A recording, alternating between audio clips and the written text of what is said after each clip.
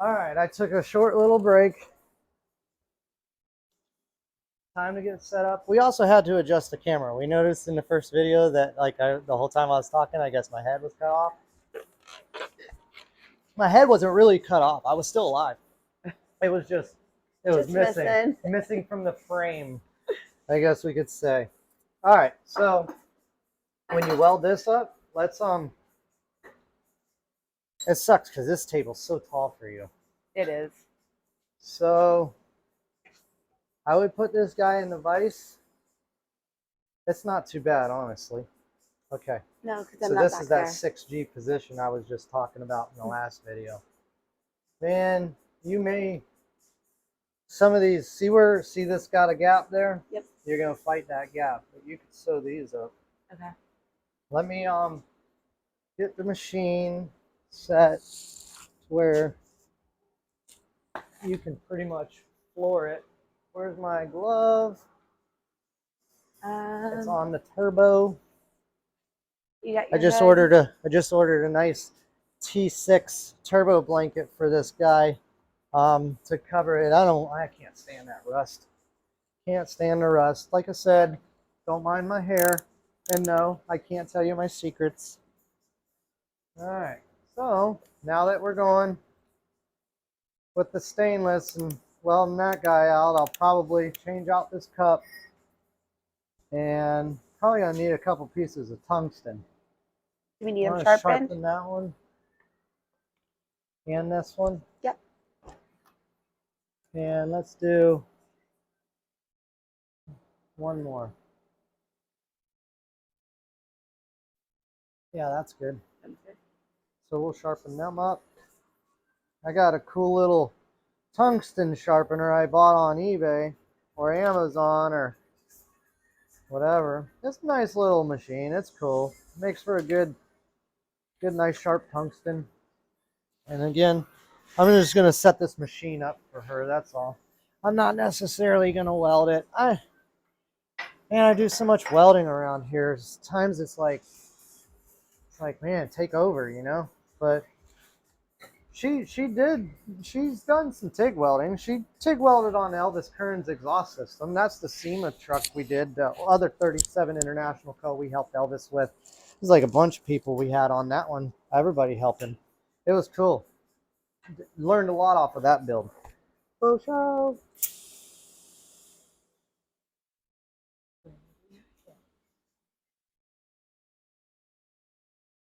Oh yeah. And I'm just using this.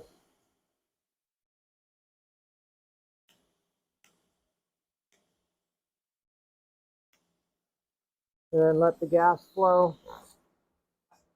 Oh yeah. So that's all we're gonna do there. Where do we move it? Put what? It's not over here. It's in the tool drawer. Okay. I moved it over there. I'm gonna try one more little spot.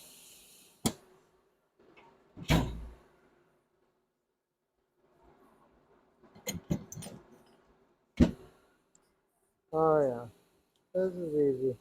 So the best thing I've learned about getting nice long runs, it's not the prettiest, but it's okay. I maybe might dab over it. Let me move this camera and then you guys can see a little better. So let's see. Let me slide some stuff out of the way.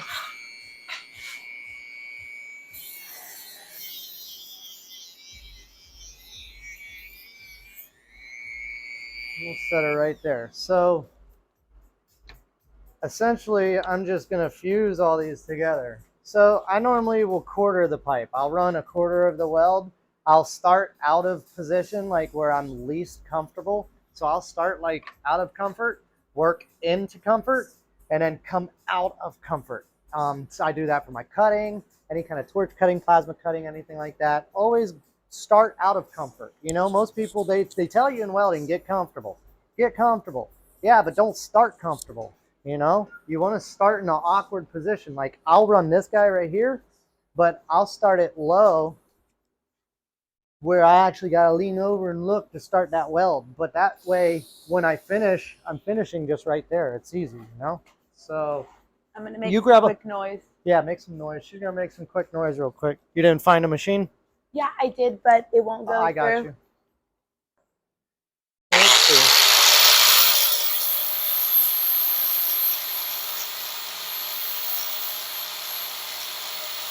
And I'm just fusing it, running little swirls.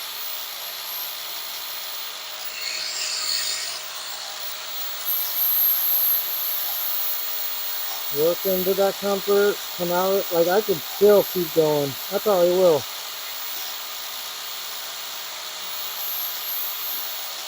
Alright, I'll come out of it. Post flow, let the post flow hit. Not bad. Not bad. You want more of a gold white color on your weld, that's gonna be a better weld. It don't matter to me, man. If I see color on there and it looks pretty, that's all that's, you know, this is wastegate pipe. All it's gonna do is shoot big old flames out here. That's all, man. That's it. Wah, bah, bah, bah, bah, bah. That's what it's about, man. Absolutely. You know, if you build something, man, build it wild. Like, make it absolutely crazy.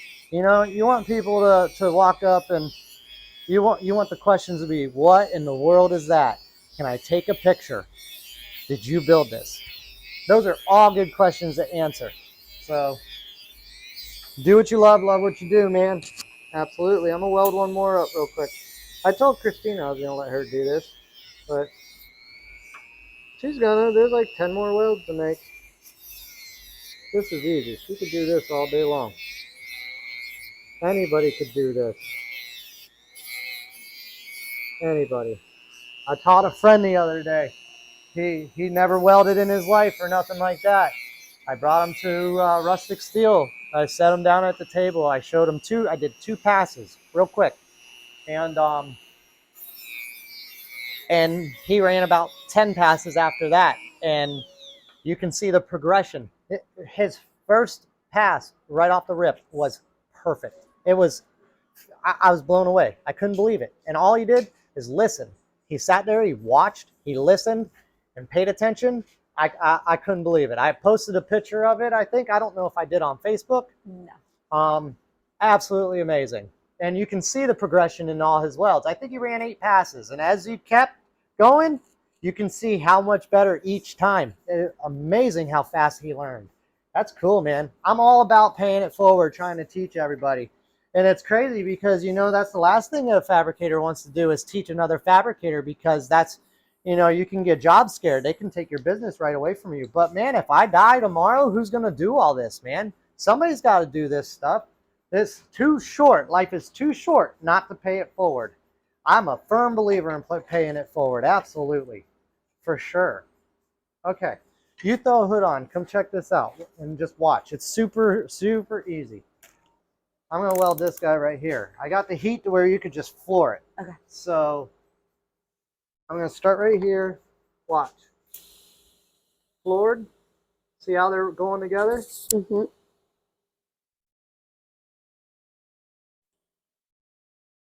See how I'm doing that? You can see it, right? My hood is not working right. All right. Let me see. The test is working. You're not close enough. Yeah. All right, I'm going to do it again. You come like right in the way of the camera. Forget the camera. And then step, yeah, and get real close. I'll try to be far away. Watch how I fuse this. See how the tip is not like close to it, 1/8 of an inch? Uh-huh. Floor it. See it? Yes.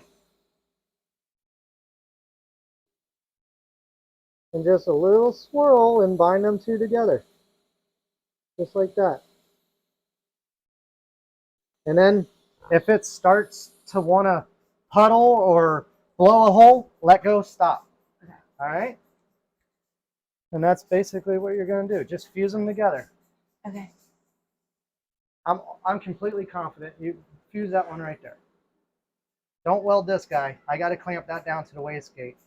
Technically, that don't matter because this one is on the exhaust side of the wastegate. So if there's a gap on there and it was a leak or anything like that, in my opinion, it's irrelevant. It really don't matter to me because you're not losing boost pressure, nothing crazy. Is it a bad what's that called? Is it like a bad routine? Is it a bad habit? Bad habit. Absolutely. It's a very bad habit to get in. You always want to clamp these together. I did that when I welded the wastegates onto the flanges that are on there. You clamp them down, put them in the vise, weld them while they're on the wastegate. And that allows for that flange to not tweak or anything like that. Speaking of tweaked flanges, that was actually the job that came in yesterday. I made a post on Facebook, and within 30 minutes, somebody contacted me, said, hey, man, can you come and fix my wastegate flange? And I said, yeah, absolutely. And this guy, he got all beat up, man. Not only did it get beat up, but the person concentrated way too much heat. This guy comes from a background of pipe welding. I could tell because he walked the cup on this TIG. Just by looking at the weld, I can almost tell the guy's background. So he forced a lot of heat on this guy, and what happened is it tweaked this whole flange like crazy. There's huge gaps in here. I've never seen a flange that was so messed up before. This is a first for me. And I'll actually keep this flange and I'll hang it on the wall. Just as a reference, you know, if people ever wondered, I can show them.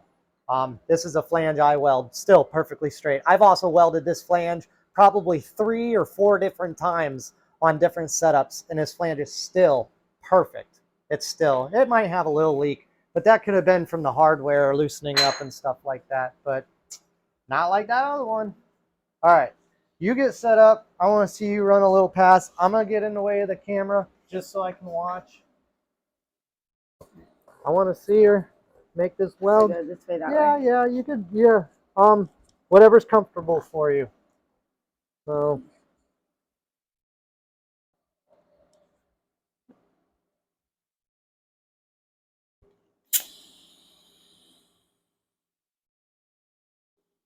Nope, stop. You got to watch that line. You got to get the puddle going and then drag it. Moving. Yep.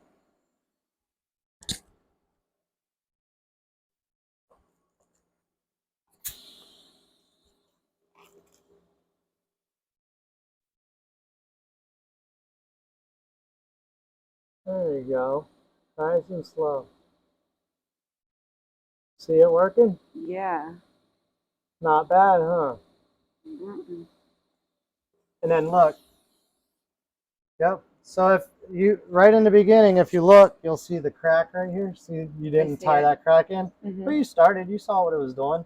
Mm-hmm. So as it starts to go, if it doesn't immediately tie in like it was doing, you can go back and work it. You can go side to side. You can do circles. Okay. All that good stuff. See? So, yeah, we'll weld that guy out.